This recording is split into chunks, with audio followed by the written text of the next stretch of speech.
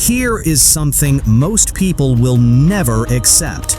The 10 spies were not cowards, such as macropsia and micropsia-like experiences. The most dangerous battlefield has always been, to the casual reader, the number 13 is often associated with bad luck.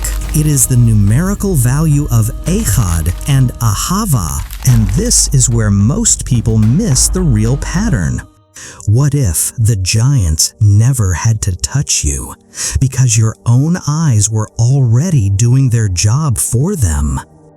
We are decoding Numbers chapter 13, not as a Sunday school story, but as a forensic investigation into Hebrew gematria, Canaanite lineages, and the phenomenon I call the grasshopper vision.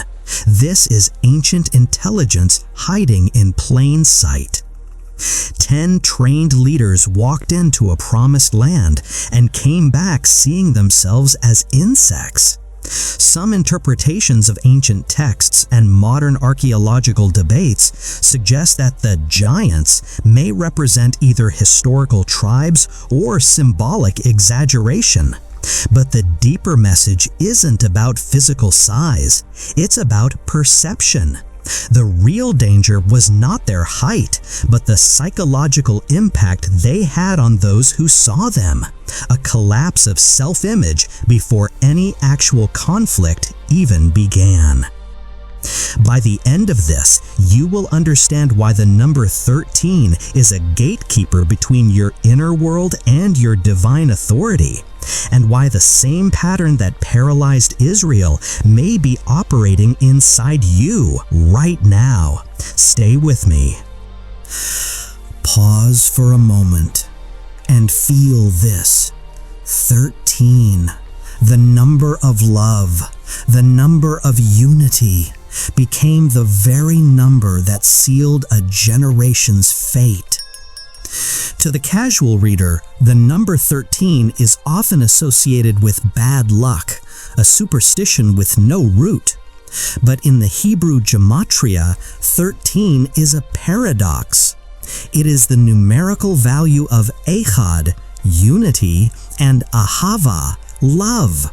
So why, in Numbers 13, does it trigger a national collapse? The mystery lies in the symbolism. 13 represents the point where spiritual unity meets physical resistance. In the narrative, the Canaanite tribes are described as occupying forces in the land.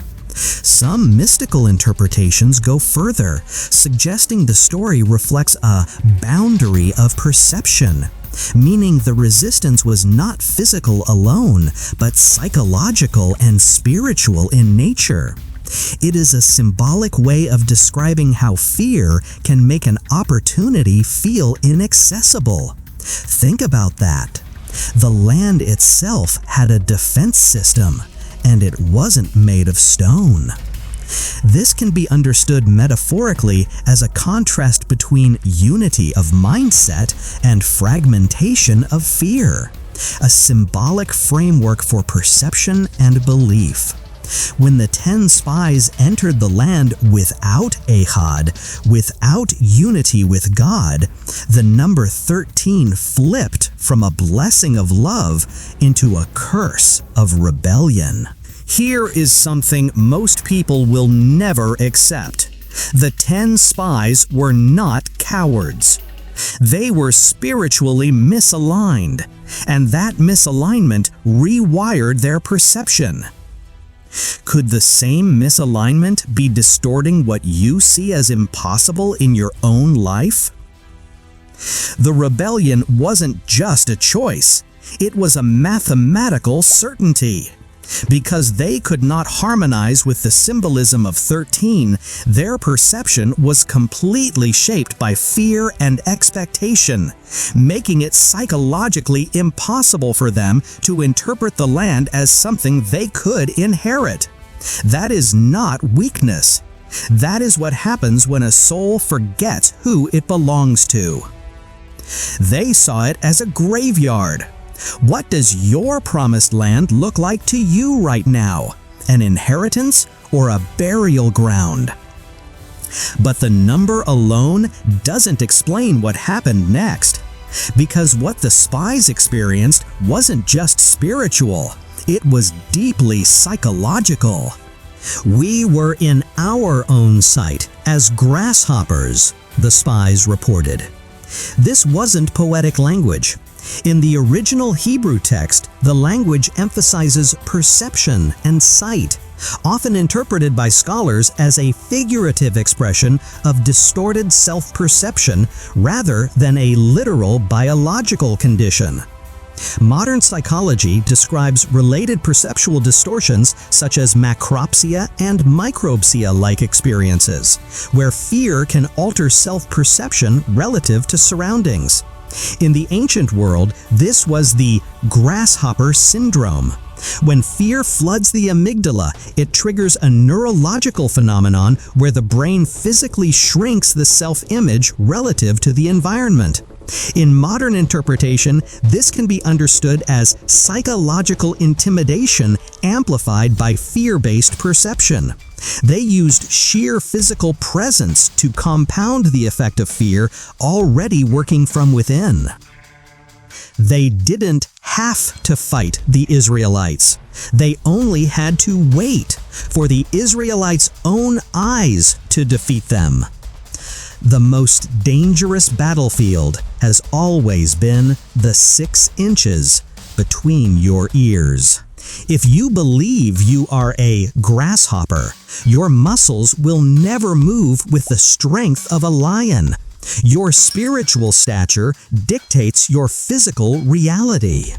And if this was a psychological dynamic in the ancient world, what happens when we find out it was also woven into the very traditions and memory of those who lived in the land? Some modern theories and speculative interpretations connect ancient Nephilim traditions with discussions about human origins and mythic memory in the Levant region. However, mainstream archaeology does not confirm these claims. The more grounded reading focuses on how ancient stories use giants as symbolic representations of overwhelming fear, power, or opposition. But here is the deeper truth. While genetics carries biological information, many spiritual and philosophical traditions use ancestral memory as a metaphor for inherited patterns of behavior, fear, and thinking. This can be understood symbolically as the way fear spreads socially and psychologically, shaping group behavior and perception. This is one way to interpret why the 10 spies describe themselves as shrunk, not as a physical transformation, but as a psychological collapse under fear and pressure. Even today, we see this in communities and lineages that carry what some call ancestral trauma, a pattern of intimidation and subservience passed down not through blood alone, but through story, memory, and conditioned response. Are you reacting to your current challenges, or are you responding to an inherited pattern of fear that was never yours to carry? But what if the real battle was never in the land, but in the way the land was seen? Yet 2 men walked through the same land, felt the same presence, and came back with a completely different report. The difference wasn't courage alone, it was perception. But then there were Caleb and Joshua. The text says they had a different spirit. Linguistically, this means their inner orientation was tuned differently from the 10. While the 10 spies were trapped in a feedback loop of fear, Caleb and Joshua's inner conviction changed how they interpreted what they saw. Faith, in this context, can be understood as a powerful psychological and neurological state that influences decision-making and perception. Caleb didn't ignore the giants. He simply refused to let the giants define the size of his God. By focusing on the Ahad, the unity of God, they developed a mindset that resisted fear-based interpretation of what they saw. They didn't see giants, they saw bread. They saw something to be consumed, not something to be feared. Same land, same giants, two completely different realities. How is that possible? And this is where most people miss the real pattern. When you align with the ancient wisdom, your mind overrides the inherited predispositions of fearful lineages. You stop seeing through the lens of the grasshopper and start seeing through the lens of the air. This isn't ancient history sealed in a scroll. The same psychological archetypes are playing out right now in your city, your economy, and your inner world. Today, the decoding of 13 is manifesting in global shifts. We are seeing a reclaiming of spiritual and physical territories. But the battle is still the same. Modern leaders and global powers still operate under these archetypes, the one who intimidates and the one who submits. Today, many people feel surrounded by overwhelming systems, economic, political, and personal challenges. The real question remains the same. What mindset are you operating from? So the question is not whether the giants are real. The question is, which spirit are you carrying into the land today? The 10 or the 2? Somewhere inside you, there is still a voice that remembers your original stature, before the fear, before the conditioning, before the grasshopper lie took root.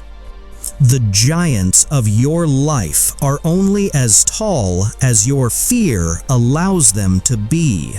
You were never meant to crawl in the dust of your destiny. Those qualities of resilience, courage, and clarity are already within you, waiting to be activated by the way you choose to see. The grasshopper is a lie. The inheritance is the truth. As you look at the giants standing between you and what God promised you, economic giants, relational giants, the giants of your own past, ask yourself this: what you are searching for may already be closer than you think, reflected in your own awareness. The reset is not out there. It never was. It is waiting inside a single shift of vision. Because the moment you see differently, your world has already changed.